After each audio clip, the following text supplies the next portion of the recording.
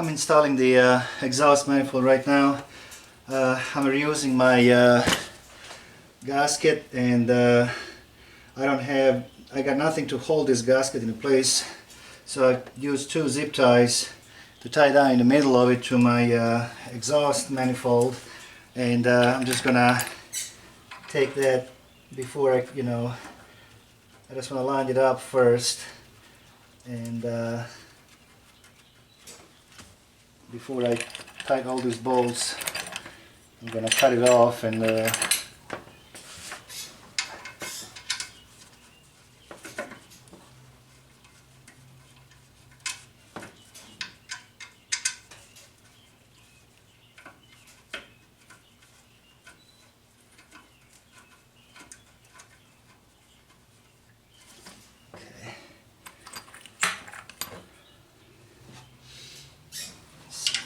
here.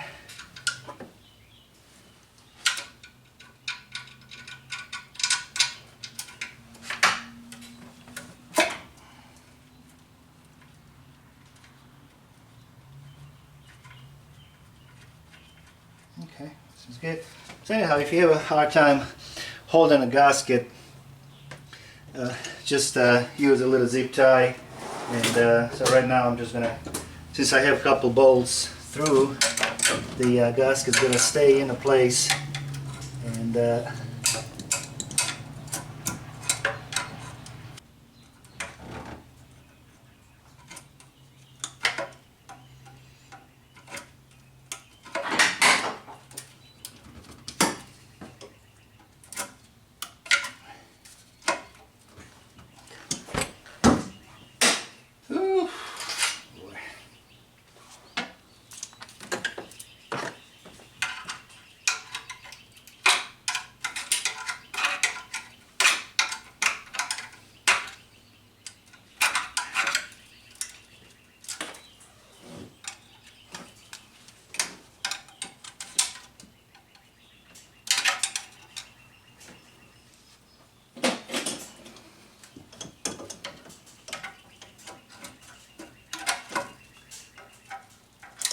zip ties are out, and I can just put my bolts in, tight the exhaust manifold, and I go to a next step, which I'm not exactly sure what I'm going to do next, but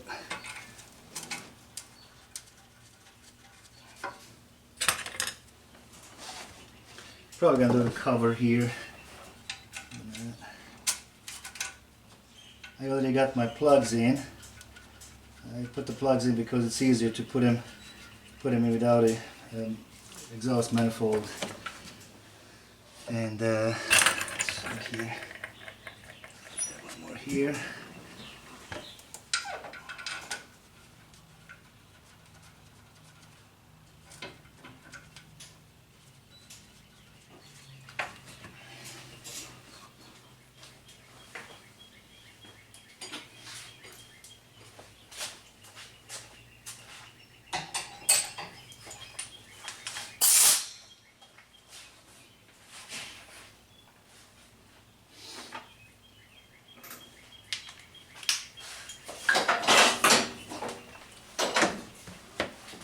This is a 13 millimeter.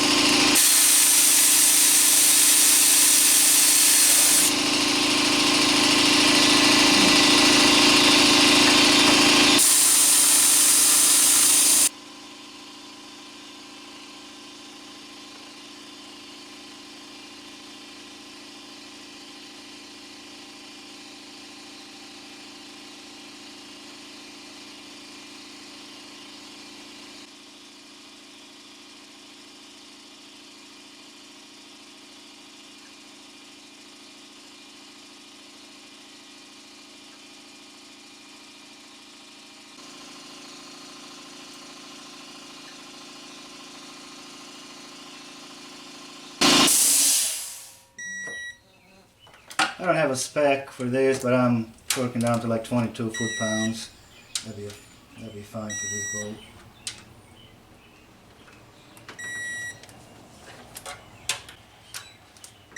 Alright. Currently, this job books for like 7 hours, I believe. And I'm glad I'm not a full-time mechanic, but because I would starve. There's no way I can do this job in 6-7 hours. It took me an hour and a half at least just to clean up the cylinder head and the engine block. There you go. We're gonna install the valve cover and probably put the coils, and I'm gonna put in as much as I can before I put the intake in the middle. And then yeah, it's going along pretty good. Got my valve cover installed, coils, my spark plug wires, exhaust, manifold, and all that's been done already. The next will be a manifold itself, intake manifold. Now to make sure, before you do that, make sure that your this connector is plugged in. This is for your AFM manifold and your oil filter. Not oil filter, oil sensor. Now, if you forget about the oil sensor, you can plug that back in later, but it's going to be a pain. So make sure you plug it in now. It's going to save a lot of time. Next thing, you need to make sure clean everything up, and then make sure there's nothing. Blow all the holes on your intake side, and take the mirror and the flashlight. Inspect your valves, intake valves, and make sure there's nothing stuck in it. Maybe a bolt, dirt, whatever. So that's been done already.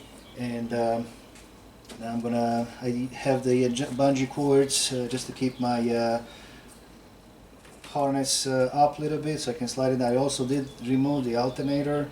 I think it does help when you get your intake in, and you might be able to get away with it or not. I'm not sure, but I think it's worth it just to get the alternator out. So okay, so make sure all of your hoses go on the side. You got the fuel line here. You got a fuel line. You've got your purge valve hose. So put all that to the side. And all right, I'm gonna slide this in. Also, you're gonna have the hose for your brake booster. This one here. Make sure it's plugged in, because it's not going to be easy to put it back to plug it in once the manifold is in.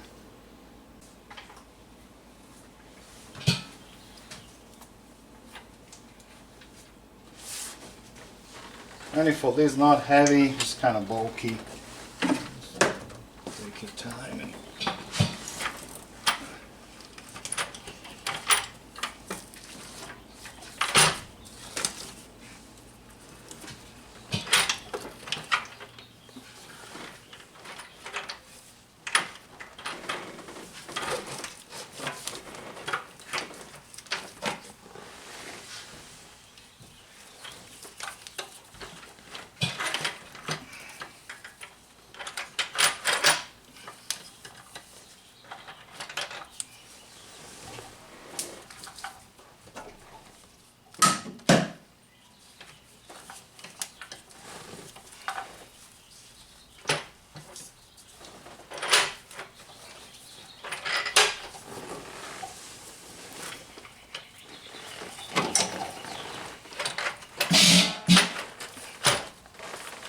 Alright, that's it.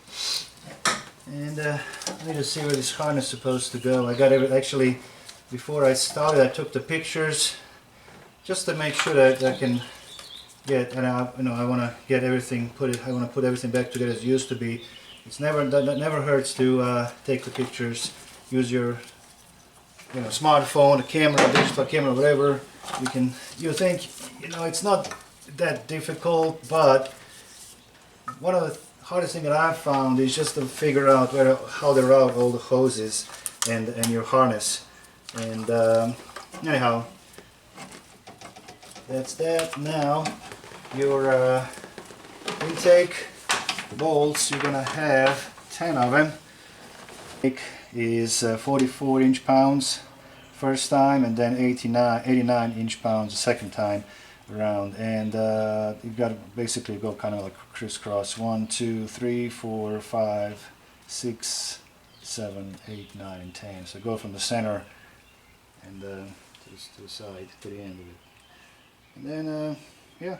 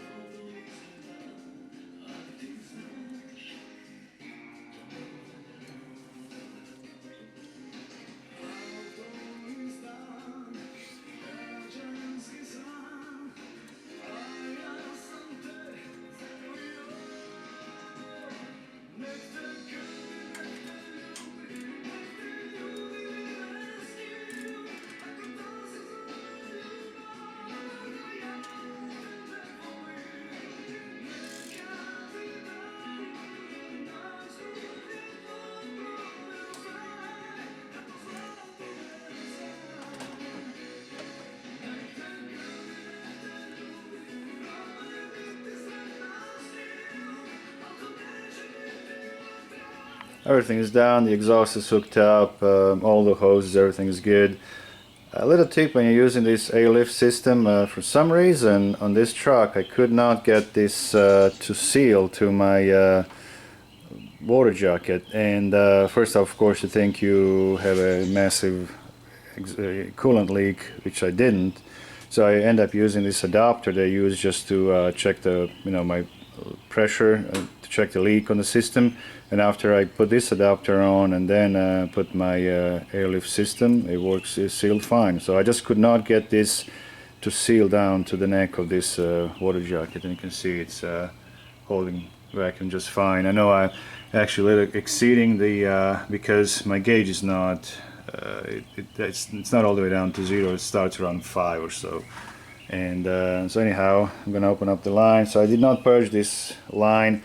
I generally don't do that. I never had any issues with it. I'm just gonna open it and suck the Freon into it. I mean antifreeze in it. And I like to use a canister. I would put my distilled water, gallon of distilled water, and a gallon of antifreeze in it. So I'm 100% sure it's a 50-50 mixture, and it works fine. You have to watch this level. I don't want to suck the air if I'm going to shut it off. Most likely it's not going to be enough. Angle it a little bit. There we go. Ah, crap. Okay, alright, I'll get some more. But anyhow, the what I am using here on this project, what it will save me is a this step, and I got this from my neighbor down the street for like $20. He bought it for his truck, but it was too small. He's got like dually or something, So anyhow, when I started using this, I did not like it because it kept kind of sinking down over the wheel. So I welded these two brackets on the side and I put the strap over it, and so now it stays stable. And then as I was actually working extensive amount of time, I put these floor jacks underneath, so it's not, it doesn't sink in. Of course, you need to apply the emergency brake, and you know, or maybe put something in to lock your wheel so it doesn't move on you as you step. And so my plan was to actually, before I start the projects, completely remove all the wheels off the truck and just lower it all the way down, since I have a lift now, and it would be so much easier, so I have to reach over. Unfortunately, this is a extended cab, and it was just way too long for my garage. I could not. I guess I could do it, but then I will have, and at the end of the day, I have to put the wheels back on because I could not close my garage. So that was my plan. It didn't work out, but this actually saved me a lot. This is a very nice setup, and putting the strap over it actually works very well as well. So, all right. Cooling system is finished. And I connect the battery. First, as I said, I want to crank the engine over, build up some oil pressure, and then I'm going to start it. Since I'm going to do that, I'm going to do a same test as I did before. I have my first look sensor in my intake, and actually this time I'm using a injector number 2 control wire as my sink, just to have something to sink in. And we're going to go ahead and set up the scope, and we will crank the engine over. Now for my, even though I don't have to, this scope can go up to 200 volts. I have the attenuator. Since I'm getting a control from my injector, it can spike up to 100 volts. But anyway, this scope should be able to handle that, but I'm going to put the attenuator anyway. Channel 2 is going to be my sink. Channel 1 is going to be a first look sensor. We're going to change our time base. Like 200 milliseconds, maybe even more, 500 on my first look sensor, and I'm gonna go to maybe 2 volts DC, and then on the channel 2, I have to change it to my 20-to-1 attenuator, and we'll go maybe 200 volts. That'll do, and let's crank it over and see. Now we should see a nice consistent pulses on between 2 firing events on the injector. Basically it should be 8 equal pulses from all 8 cylinders.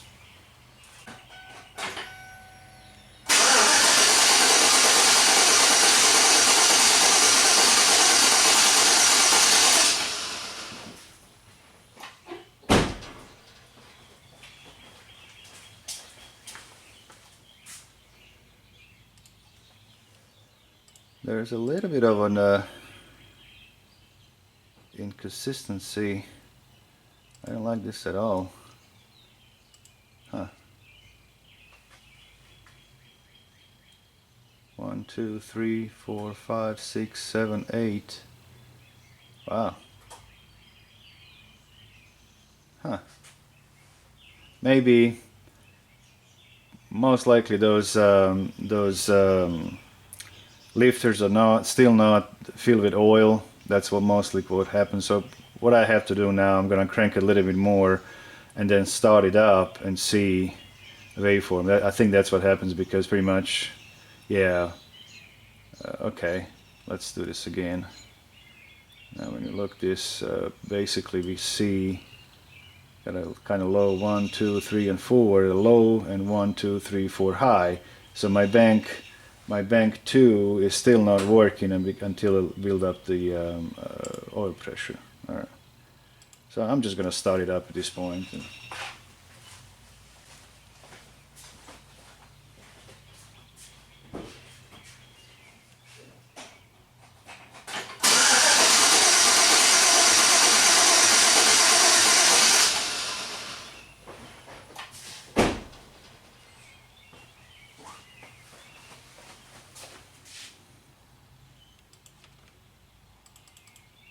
Yeah, still the same. Okay, all right.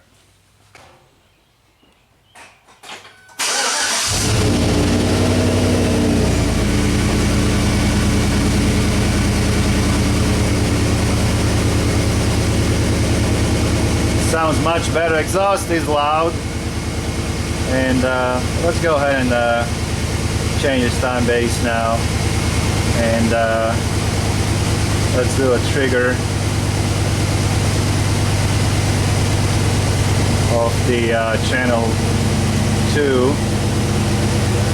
Change this voltage a little bit.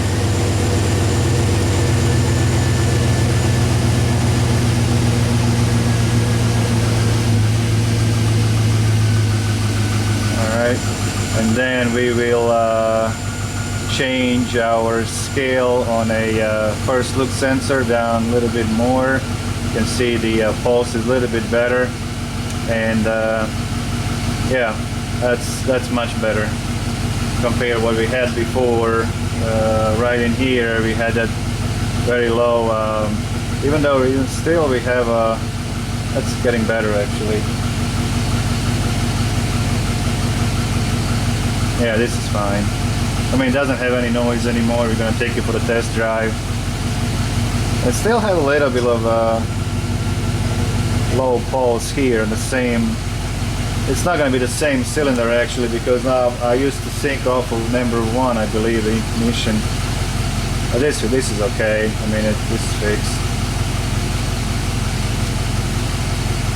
Now we can get our. This is what's happening right now. The engine is changing the RPM, so you can see that loop. That's fine. And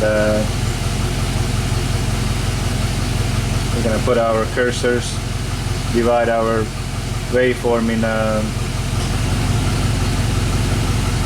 8 segments, or 8 cylinders, and then 1, 2, 3, 4, 5, 6, 7, 8.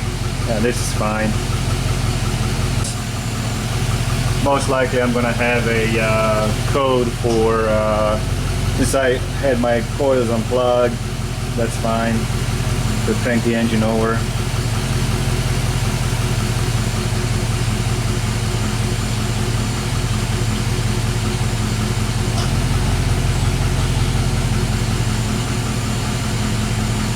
And sometimes what you want to look, you can actually look a little longer, and if you see there's any discrepancy on your waveform as we did the first time, and this all looks pretty good.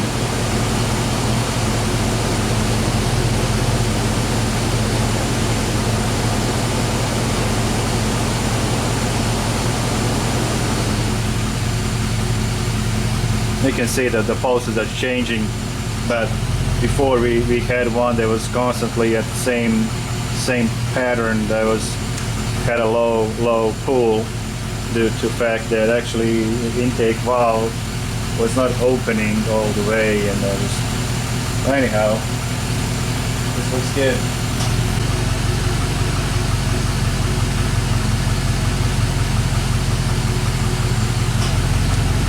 Well, our engine running good. I let it warm up a little bit more. Everything's fine. All the pulses are okay now. 1, 2, 3, 4, 5, 6, 7, 8. I'm pretty happy with this, and we're going to take it for a test drive and go from there. I mean, it's as you can tell that I did not change I didn't do anything to a bank 1. The owner didn't want to do it. He just wanted to fix what was the problem. We replaced those lifters, and overall it's not too bad of a job. It takes time, but it's not that bad at all.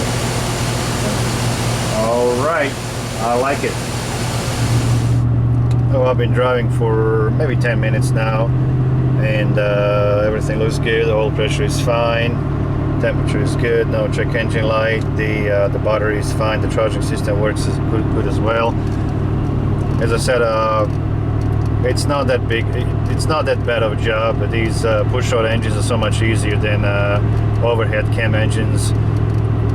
And as I show you guys, when I'm torquing my heads down, I do like to make all the printouts for every step that I have to make. As I say, you know, we torque it down to 22 foot-pounds. I marked each bolt, and then went to 90 degrees and 70 degrees. It's just really one of assurance that you make sure that you don't skip a step or a bolt or something. That I've been doing that for a long time, and it worked pretty good for me. Fortunately, I just got this Matco digital torque wrench, and it worked perfect for this setup, because if you have like 90 degrees, most of the time you can just mark the bolt and the head, and you turn you turn your bolt until it matches your mark on your head. And that's close enough for 90 degrees, but this truck, along with 90 degrees, then you have a 70 degrees angle, and that is really difficult. Without a good angle meter or a good torque wrench, it's very, very difficult to get that 70 degrees where it needs to be. As I said, luckily I had this Matco torque wrench. I've got the snap-on 3/8 and a half inch, and I got them used, but like a 3/8 for some reason, it's kind of odd. A 3/8 has a angle meter, but half inch does not, and that was my biggest disappointment on the snap-on. It's an older digital torque wrench, but I know the newer ones, they have the angle meter on it, but this one I was really surprised. Why would they put the angle meter on 3/8 instead of half? So half-inch drive torque wrench, so one that goes up to 250 foot-pounds. I don't know, it's kind of crazy to me. But anyhow, this one, it's done. I looked in manual, it says it's like takes 7.5 hours, I believe, to complete this project on one head. There's no way that I can get that done in 7.5 hours.